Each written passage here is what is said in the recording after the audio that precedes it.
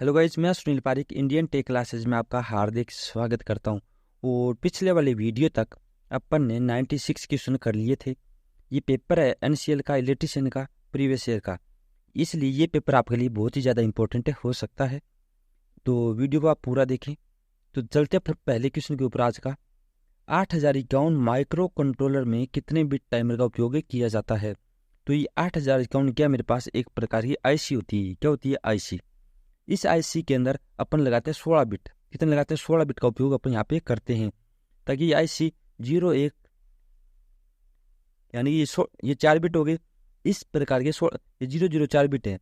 अब मैं इस प्रकार कर सकता हूँ 01 01 01 इस प्रकार, यानी कि 01 कर लो या 00 कर लो या 11 कर लो। टोटल करके अपन यहाँ पे 16 बिट लगाते हैं, ताकि ये माइक्रो कंट्रोलर मशीन को पूरी तरीके से रोटेट करवा दे। ठीक है, तो कितने बिट का यूज करेंगे अपना? 16 बिट का, तो याद रखें। चलिए नेक्स्ट क्वेश्चन में चलते हैं। 8051 माइक्रो कंट्रोलर में उपयोग की जाने वाली रैम का परिमाण क्या होगा? तो अपने पास जो माइक्रो कंट्रोलर होगा उसके अंदर जो रैम होती है वो अपने पास होती है 4 KB की। कितनी KB की? 4 KB की। जो रोम होती है अपने पास वो होती है अपने पास 8 KB की, सॉरी 128 KB की, 128 है बिट की। ठीक है, तो रोम तो होगी 128, वो जो रैम होगी वो कितनी होगी? 4000 बिट की। याद रखें। तो इसका 851 में क्या पूछा है? रैम। तो रैम कितना आएगा? 4 KB। चलिए नेक्स्ट क्वेश्चन में चलते हैं। अगला क्वेश्चन क्या? 8051 में प्रत्येक अस्थायी आंतरिक रजिस्टर का बिट का परिमाण क्या होगा? तो अपने पास जो 8051 जो आईसी होती है उसके अंदर जो इंटरनल रजिस्टर होता है, ये प्रतिरोध नहीं है। ये क्या होती है? अपने पास जो लॉजिक परिपथ होते हैं उनसे बनाया गया एक मेमोरी एलिमेंट होता है रजिस्टर, यानी फ्लिप फ्लॉप से बनता है। ये होता है अपने पास 8 बिट का। कितने का होता है? 8 बिट का। ठीक है, चलिए नेक्स्ट क्वेश्चन में चलते हैं। अगला क्वेश्चन क्या? एक 8051 माइक्रो कंट्रोलर में रैम का परिमाण कितना होगा? तो कितना आएगा? 128 बाइट। ठीक है, कितना आएगा? 128। और अगर रोम का पूछे तो 4 KB, 4000 बाइट। ठीक है, चलिए नेक्स्ट क्वेश्चन में चलते हैं। अगला क्वेश्चन क्या है?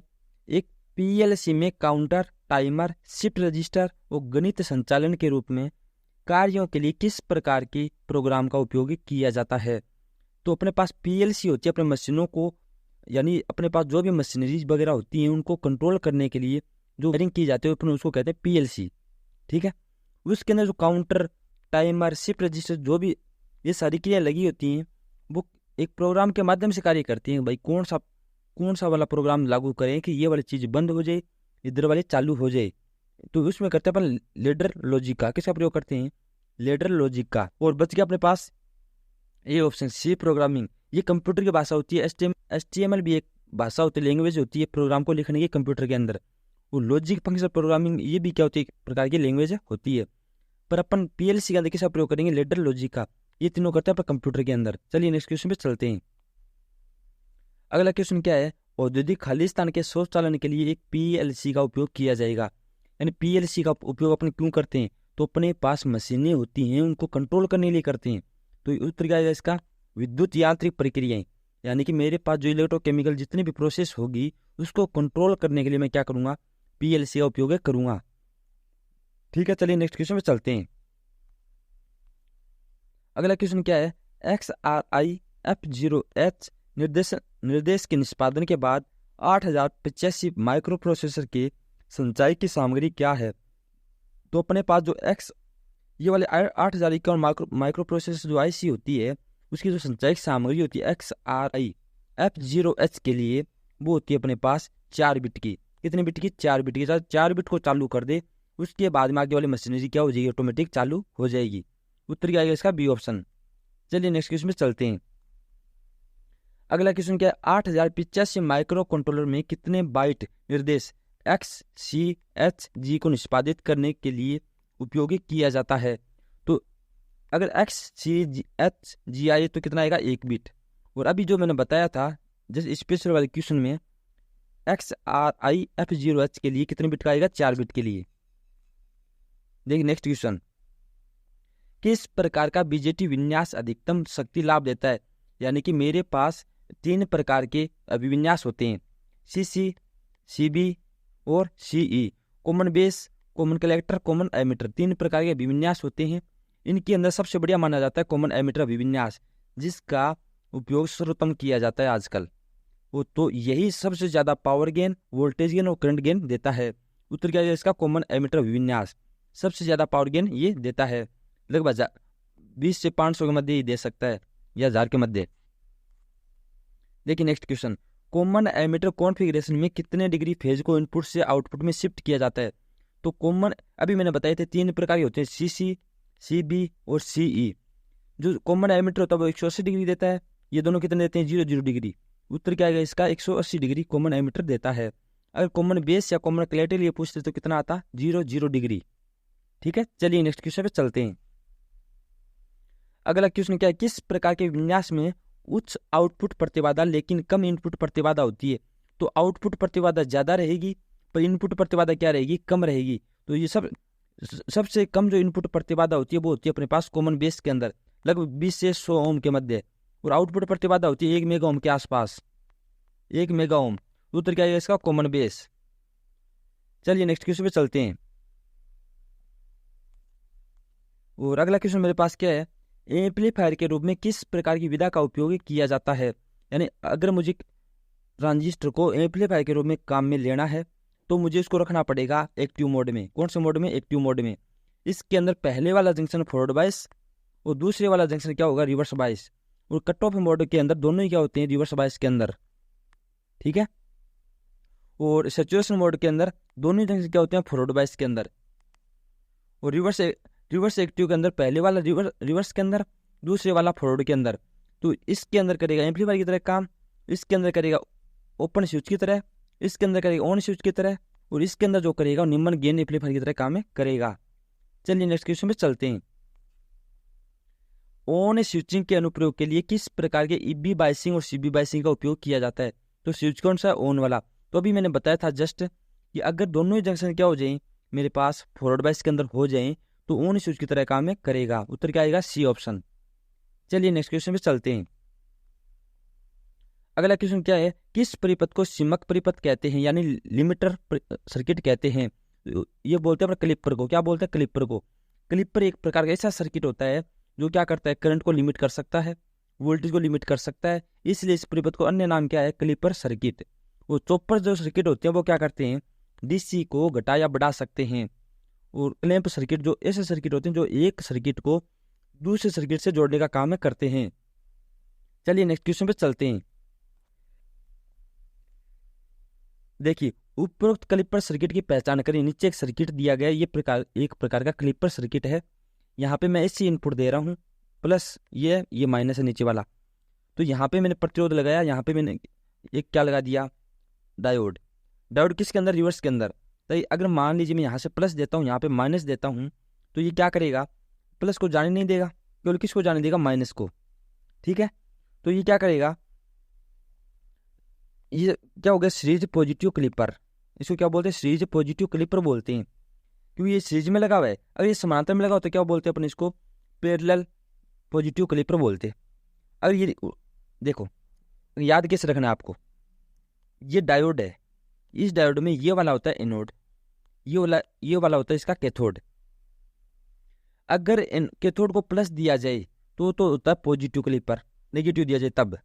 अगर एनोड को मैं प्लस दे दूं और कैथोड क्या दे दूं मैं? माइनस, तब क्या होगा? Negative clipper. अब लगाना कैसे है? अगर आप इसको सीरीज में लगाते हो तो सीरीज क्लिपर होगा, अगर समानांतर में लगाते हो तो समानांतर क्लिपर होगा। यहाँ से मैं प्लस दे रहा हूँ किसको? कैथोड को, तो कौन सा हो गया? पहली बात तो ये सीरीज में लगा हुआ है पूरा सर्किट, तो क्या होगा? Series clipper. अब कैथोड को मैं प्लस दे रहा हूँ तो क्या होगा? Positive clipper. उत्तर क्या आएगा? B option. चलिए नेक्स्ट क्वेश्चन पे चलते हैं।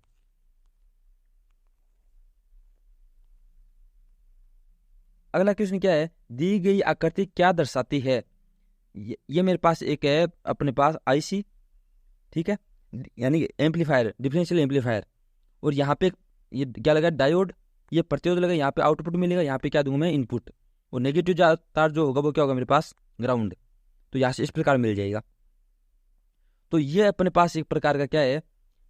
Precision rectifier. ये यहाँ से कंट्रोल करके एसी को डीसी में आउटपुट देगा, इसको बोलते हैं प्रीसीजन एम्पलीफायर।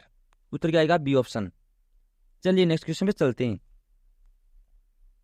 अगला क्या है, आयन समकेंद्रण तकनीक द्वारा किस प्रकार की सामग्री का पता लगाया जा रहा है। यानी आयन समकेंद्रण बोलते हैं अपन, देखिए मेरे पास कोई विलयन है, उस विलयन में मैं क्या कर रहा हूँ, डीसी सप्लाई देकर पता कर रहा हूँ, तो वहां पे क्या होगी, आयनीकरण क्रिया होगी। उससे किस प्रकार पता लगेगा कि जो मेरे पास विलयन है वो कार्बनिक विलयन है या नहीं है। तो किसका पता लगेगा, कार्बनिक विलय में पानी की मात्रा का पता वहां पे लगाया जा सकता है। उत्तर क्या आएगा इसका, बी ऑप्शन। चलिए नेक्स्ट क्वेश्चन पे चलते हैं। अगला क्वेश्चन क्या है, जल गतिविधि यानी AW को नमी युक्त नमूने को मापने से प्राप्त खाली स्थान के रूप में परिभाषित किया जा सकता है। यानी कि मेरे पास क्या जल है, जल में क्या आ गई नमी, वहां से अपन किस चीज को मापते हैं, कोई नमी के माध्यम से, तो वहां से मापते हैं अपन RS फैक्टर को। किसी को मापते हैं, RS फैक्टर को। अम्ल कितना है, अमोनिया कितना है, इस प्रकार वहां पे पता लगाया जा सकता है। जो pH वैल्यू होती है वो होती है अपने पास अम्ल और क्षार होती है उनका पता लगाने के लिए, अम्ल और क्षार का पता लगाने के लिए, ठीक है। और RH वैल्यू यानी मिट्टी के अंदर हर चीज का पता लगाने के लिए, भाई उसके अंदर किस चीज की कमी है, फास्फोरस की कमी है या कोई अन्य पदार्थ की कमी है, उसके बारे में कौन पता लगाता है, RH फैक्टर, ठीक है। चलिए नेक्स्ट क्वेश्चन पे चलते हैं। अगला क्वेश्चन क्या है, हम एक एमिटर की श्रृंखला में कम आंतरिक प्रतिरोध का उपयोग क्यों करते हैं। तो अपने पास एक एमिटर है, यानी कि मेरे पास एक क्या होता है, बीजेटी में एक होता है एमिटर, एक होता है बेस, एक होता है कलेक्टर, 3 टर्मिनल होते हैं। तो एमिटर के सीरीज में एक प्रतिरोध लगाते हैं बहुत ही कम मान का। वो क्यों लगाते हैं, ताकि वो कम से कम वोल्टेज ड्रॉप करे और इसको क्या कर दे, स्थिरता प्रदान कर दे एमिटर की वोल्टेज को। उत्तर क्या आएगा इसका, लो वोल्टेज ड्रॉप के लिए। चलिए नेक्स्ट क्वेश्चन में चलते हैं। अगला क्वेश्चन क्या है, 520 वोल्ट का अधिकतम वोल्टेज मान वाले साइन वेव का एवरेज मान कितना होगा। तो 520 वोल्टेज क्या है, शिखर मान। अगर मैं इसको 0.637 से क्या कर दूं, मल्टीप्लाई, तो उत्तर क्या आ जाएगा मेरा, कितना आ जाएगा, 330.72 वोल्टेज। आप इसको मल्टीप्लाई कर लेना, क्योंकि फॉर्मूला क्या होता है, वी एवरेज बराबर वी मैक्सिमम इंटू 0.637 होता है, 0.637। तो वी मैक्सिमम का मान दे रखा है 520 वोल्टेज, वो 0.637 से मैं गुना करूंगा तो कितना आ जाएगा, 330.72 वोल्टेज, ठीक है। चलिए नेक्स्ट क्वेश्चन पे चलते हैं। अगला क्वेश्चन क्या है, इंडेक्स एमीटर की अधिकतम करंट रेटिंग क्या होती है। ये बहुत ही ज्यादा इंपॉर्टेंट क्वेश्चन है। तो इंडेक्स एमीटर की अधिकतम करंट रेटिंग होती है 100 एम्पियर। कितनी होती है, 100 एम्पियर। चलिए नेक्स्ट क्वेश्चन पे चलते हैं। किस प्रकार की मात्रा को मल्टीमीटर के द्वारा नहीं मापा जा सकता, डीसी की वोल्टेज, प्रतिरोध, AC की वोल्टेज या पावर। तो उत्तर क्या आएगा, पावर। क्यों, मल्टीमीटर प्रतिरोध भी दिखा सकता है, DC की वोल्टेज भी दिखा सकता है, AC की वोल्टेज भी दिखा सकता है, पर पावर वो ज्ञात नहीं कर सकता। तो वहां से आपको I अलग मापनी पड़ेगी, V अलग मापनी पड़ेगी, तो V इंटू I आपको करना पड़ेगा, ठीक है। चलिए नेक्स्ट क्वेश्चन पे चलते हैं। अगला क्वेश्चन क्या है, सर्किट में कम वोल्टेज मापने के लिए किस प्रकार के उपकरण का प्रयोग किया जाता है। तो moving iron voltmeter, cathode ray oscilloscope, instrument transformer, capacitive voltage transformer. इसका तो कोई मतलब नहीं है, क्योंकि इस प्रकार का कोई अपने पास ट्रांसफार्मर नहीं होता मीटर। और बात आती है इंस्ट्रूमेंट ट्रांसफार्मर, ये ज़्यादा वोल्टेज मापता है, बहुत ही ज़्यादा वोल्टेज। और मूविंग आयरन वोल्टमीटर होते हैं, ये मध्यम वोल्टेज माप सकते हैं। और कैथोड रे ऑसिलोस्कोप हर प्रकार की वोल्टेज ज्ञात कर सकता है। उत्तर क्या आएगा इसका, बी ऑप्शन। चलिए नेक्स्ट क्वेश्चन पे चलते हैं। अगला क्वेश्चन क्या है, स्टिक रीडिंग देने वाले वोल्टमीटर के इनपुट प्रतिरोध की सही मान कौन सा होगा। अगर आपको एक्यूरेसी के साथ रीडिंग लेनी है तो वोल्टमीटर का इनपुट प्रतिरोध क्या रहना चाहिए, बहुत ही ज्यादा, क्योंकि ये क्या लगता है समानांतर में। इसका प्रतिरोध जितना ज्यादा होगा उतनी ही एक्यूरेसी के साथ दिखाएगा वोल्टमीटर। तो आदर्श वोल्टमीटर का प्रतिरोध अनंत होता है। उत्तर क्या आएगा, डी ऑप्शन, बहुत ही ज्यादा प्रतिरोध, क्योंकि इससे ज्यादा इसका प्रतिरोध है, तो बहुत ज्यादा प्रतिरोध इसका होना चाहिए। चलिए नेक्स्ट क्वेश्चन पे चलते हैं।